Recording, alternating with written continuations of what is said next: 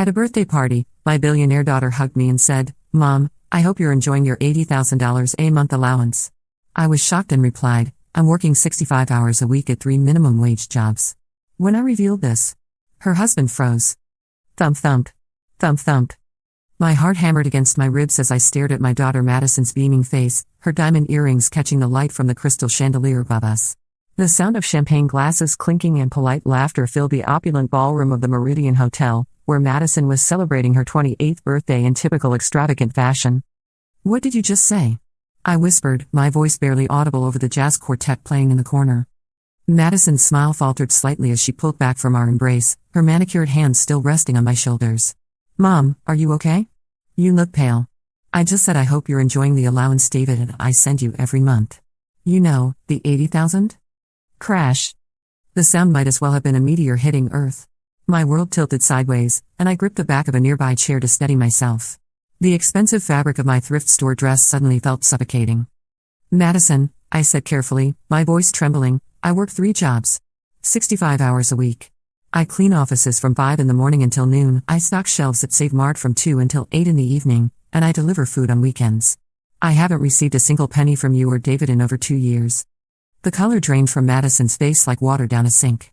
Behind her, I watched her husband David's champagne flute slip from his fingers in slow motion. Shatter. Crystal exploded across the marble floor, and suddenly the entire party seemed to pause. Conversations died mid-sentence. The jazz quartet saxophone trailed off into an awkward silence. That's impossible," Madison stammered, her voice rising an octave. "David handles our finances. He showed me the bank statements. Every month, $80,000 goes to your account. I've seen the transfers, Mom." David's face had gone from its usual confident tan to an ashen gray. His mouth opened and closed like a fish gasping for air, but no sound came out. Tick, tick, tick. The grandfather clock in the corner seemed to grow louder with each passing second as 3 generations of Madison's friends and David's business associates stared at our little family drama unfolding before their eyes. "David?" Madison's voice cut through the silence like a blade. "David, tell Mom about the money.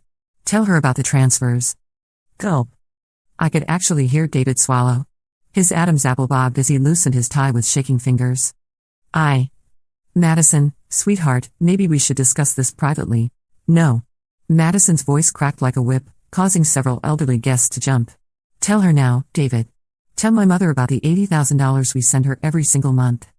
The silence stretched on, heavy and suffocating. I watched as realization slowly dawned on my daughter's face, her features shifting from confusion to horror to something much darker.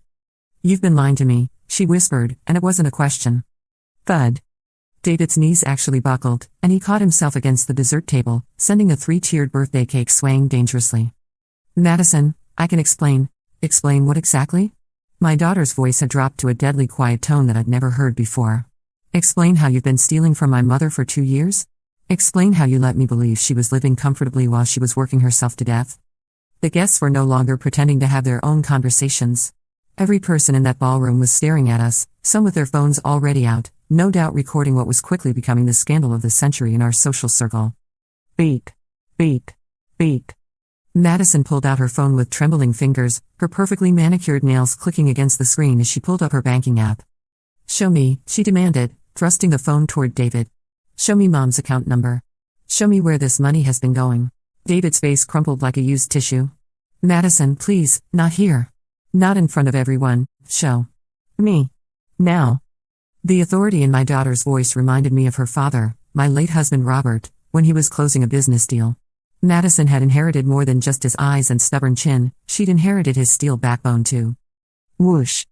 The sound of whispers swept through the crowd like wind through wheat as David reluctantly took the phone. His hands shook so violently I thought he might drop it. I don't remember the account number," he mumbled. "That's convenient," Madison said, her voice dripping with ice. "Because I do." Click. Click. Click. She snatched the phone back and began typing furiously. The only sounds in the ballroom were her fingernails on the screen and the distant rumble of traffic 20 floors below us. "Here," she said, turning the screen toward both David and me. "Account ending in 7824. That's your checking account, right, Mom?" I nodded, my throat too dry to speak. Tap. Tap. Tap. Madison's finger moved across the screen, pulling up transaction histories, bank statements, transfer records. Her face grew paler with each swipe.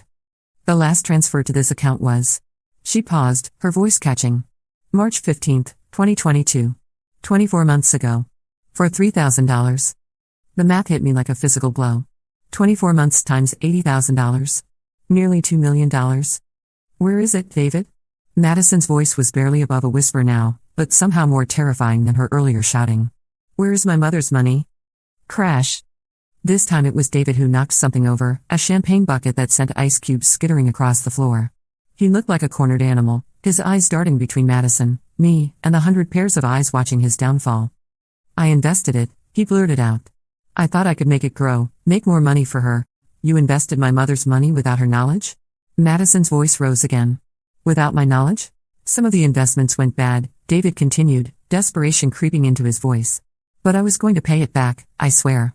The new development project, the one in Miami, it's going to be huge. Slam.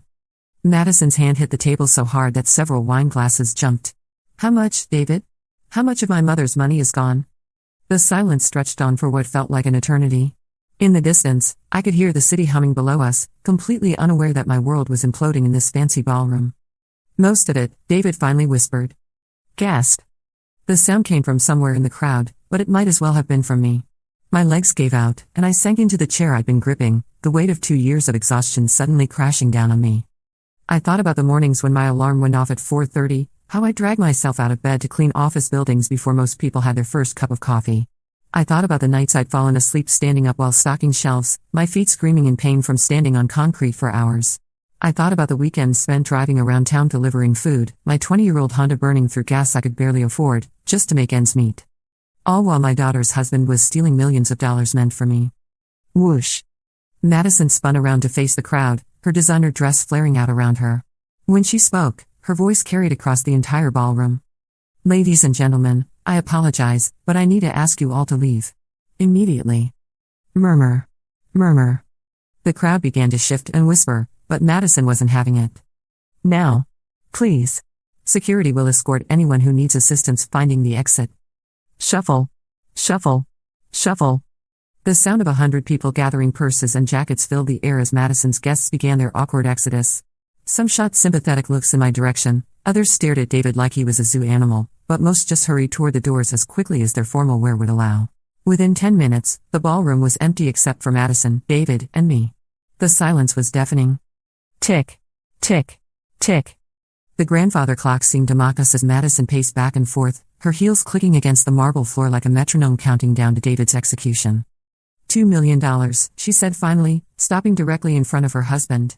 Give or take, you've stolen $2 million from my mother. David opened his mouth, but Madison held up a hand. I'm not finished. For 2 years, I've been bragging to my friends about how well we take care of you, Mom. I've been telling everyone what wonderful, generous people David and I are.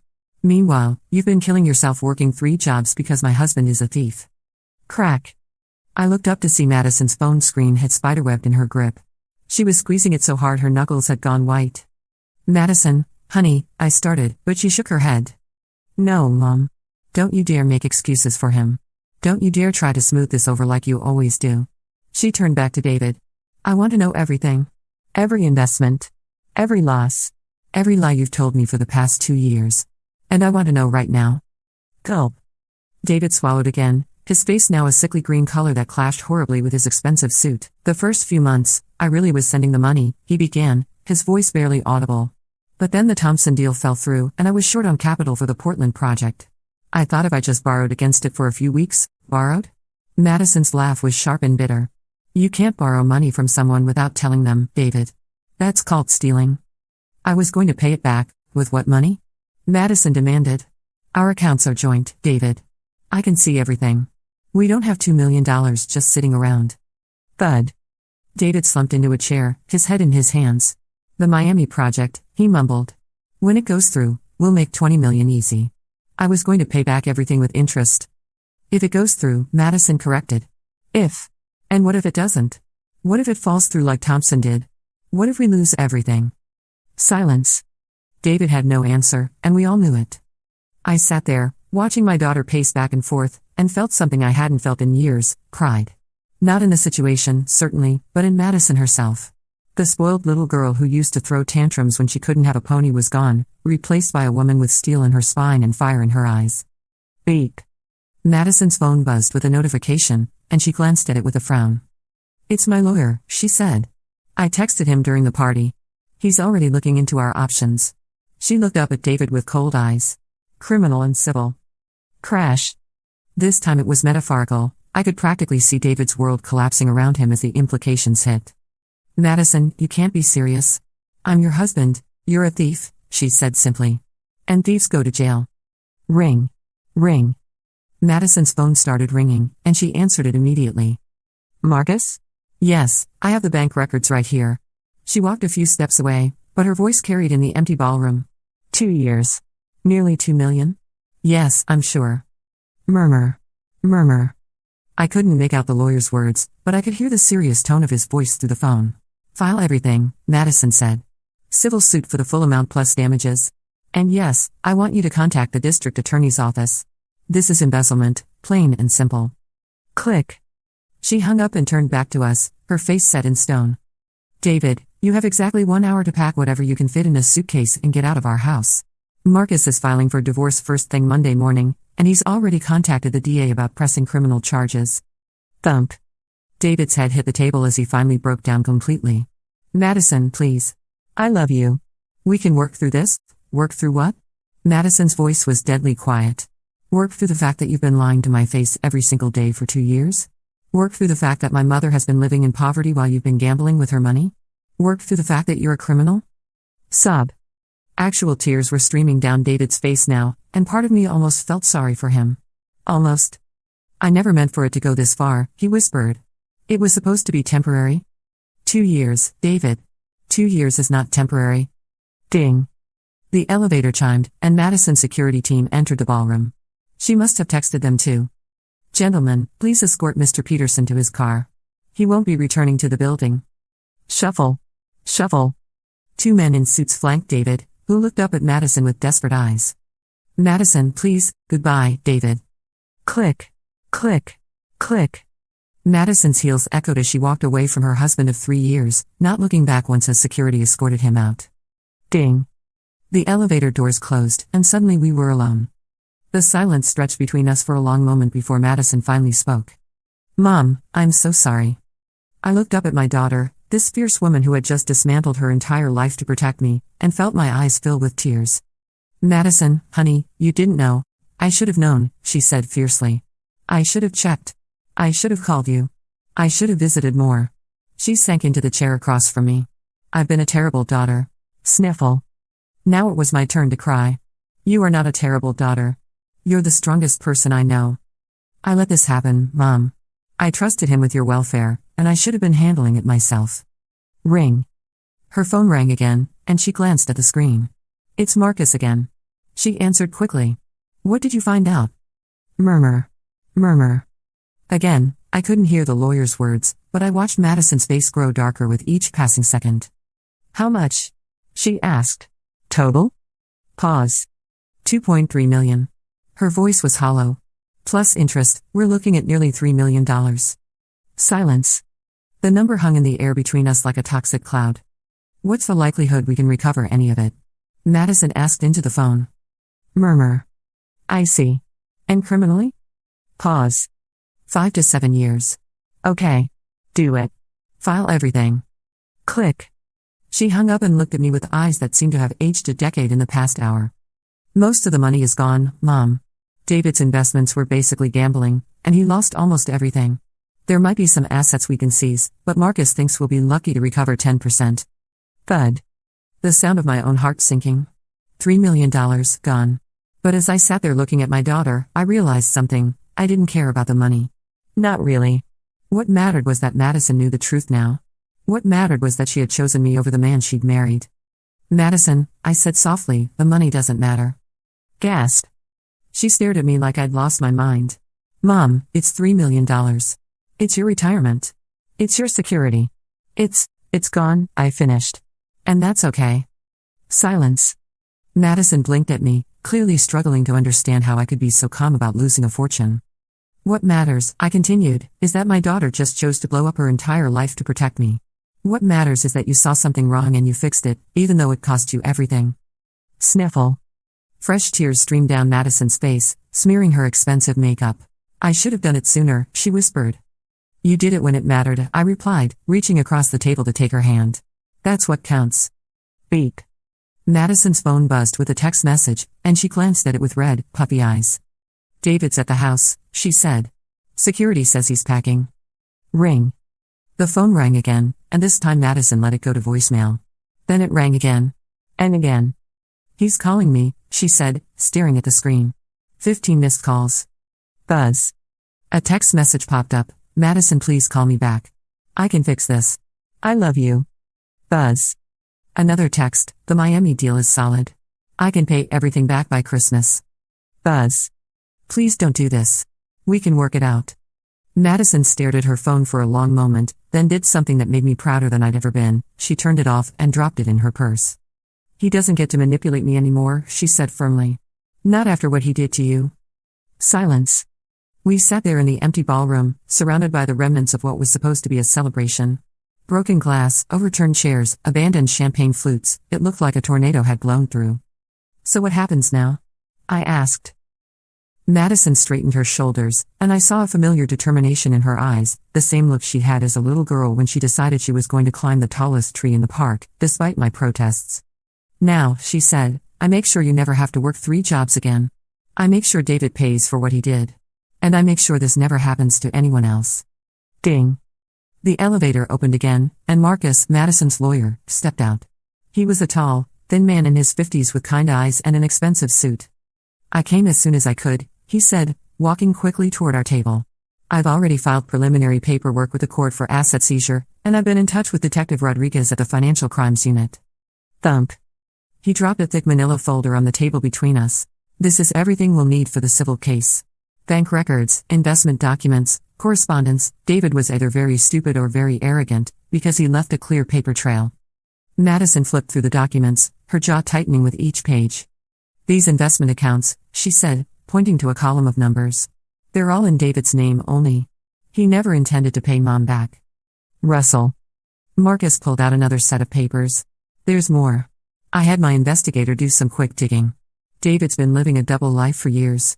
Expensive suits, a lease on a sports car, membership to 3 different country clubs, all paid for with money he was supposed to be sending to your mother.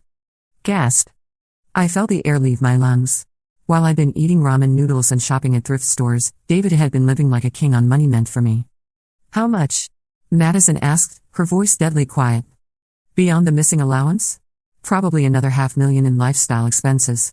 Dinners, vacations, gambling, all of it funded by money he stole from Mrs. Patterson. Crack. Madison's knuckles popped as she clenched her fists. I want him to pay for every penny. Every single penny. Oh, he will, Marcus said with grim satisfaction. Between the civil case and the criminal charges, David Peterson is going to prison, and he's going to be financially ruined for the rest of his life. Ding. Madison's phone, despite being turned off, somehow managed to buzz with another message. She turned it back on long enough to read it, then showed it to Marcus and me. He's at the airport, she said. He's trying to run. Ring. Marcus immediately pulled out his own phone and dialed. Detective Rodriguez? It's Marcus Chen. Yes, the Peterson case. He's at the airport. JFK based on the location data. Yes, I'll hold. Tick. Tick. Tick. The grandfather clock seemed to mock us again as we waited. After what felt like an eternity, Marcus started speaking again. They got him, he said. Airport security detained him at the gate. He was trying to board a flight to the Cayman Islands. Exhale. Madison let out a breath she'd been holding for what seemed like hours. So it's over? She asked. The criminal case is just beginning, Marcus replied. But yes, the immediate crisis is over. David's in custody, and he won't be going anywhere for a very long time. Silence. We sat there in the wreckage of the birthday party, 3 people who had just watched a man's entire life implode in real time. What about Mom? Madison asked finally. What can we do to help her now? Marcus pulled out another folder. I took the liberty of preparing some options. Madison, you have significant assets of your own, assets that David never had access to. You could provide for your mother immediately while we work to recover what was stolen. Russell. He spread several documents across the table. Option 1, a direct monthly allowance from your personal accounts. Option 2, a lump sum payment to cover lost income and damages. Option 3, setting up a trust fund that would provide security regardless of market fluctuations. Madison studied the papers for a moment, then looked up at me. What do you want, Mom? It's your choice. Pause. I thought about it for a moment, considering all the options. The money would be life-changing, certainly. I could quit those awful jobs, maybe even retire completely. I could travel, or buy a nice house, or simply sleep past 4:30 in the morning for the first time in 2 years. But as I sat there looking at my daughter, I realized what I wanted most wasn't money at all. I want to spend time with you, I said softly. Real time. Not just holiday visits and birthday parties. I want to get to know the woman my little girl became. Sniffle. Madison's eyes filled with tears again. Mom. The money can wait, I continued. What I want is my daughter back.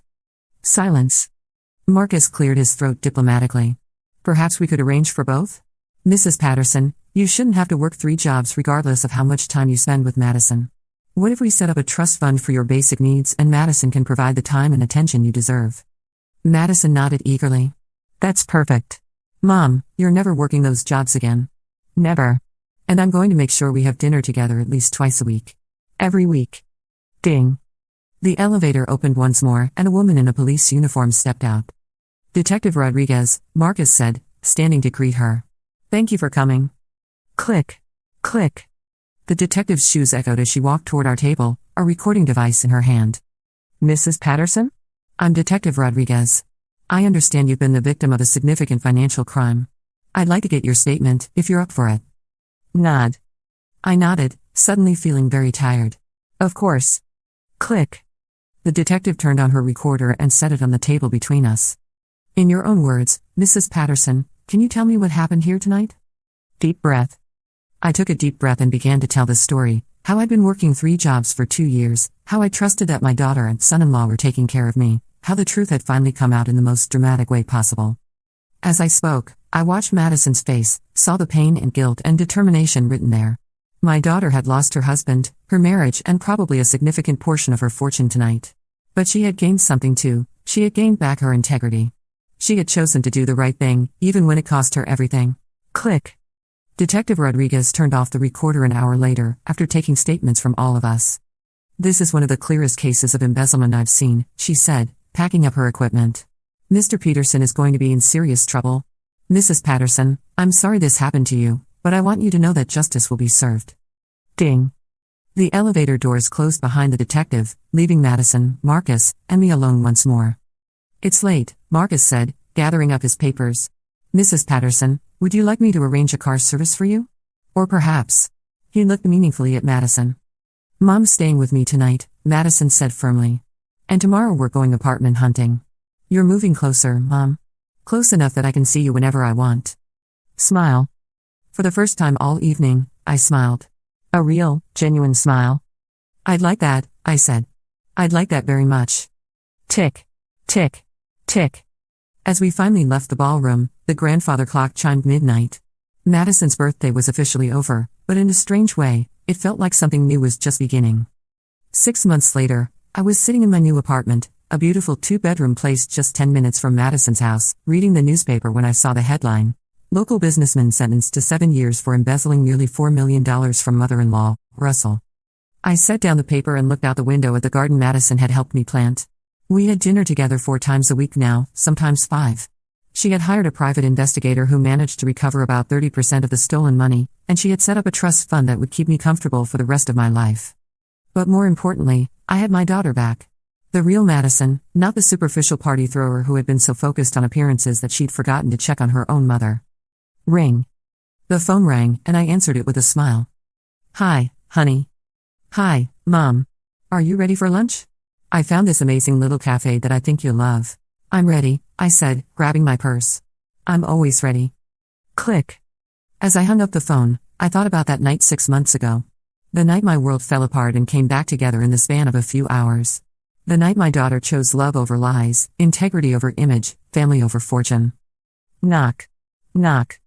Madison's knock was soft but insistent, just like she'd been as a little girl. I opened the door to find her standing there with a huge bouquet of flowers and an even bigger smile. These are just because, she said, handing me the flowers. Just because I love you, and I'm sorry it took me so long to show it properly. Hug. I pulled my daughter into my arms, and for the first time in years, everything felt exactly as it should be. Sometimes the worst thing that can happen to you turns out to be the best thing that could have happened.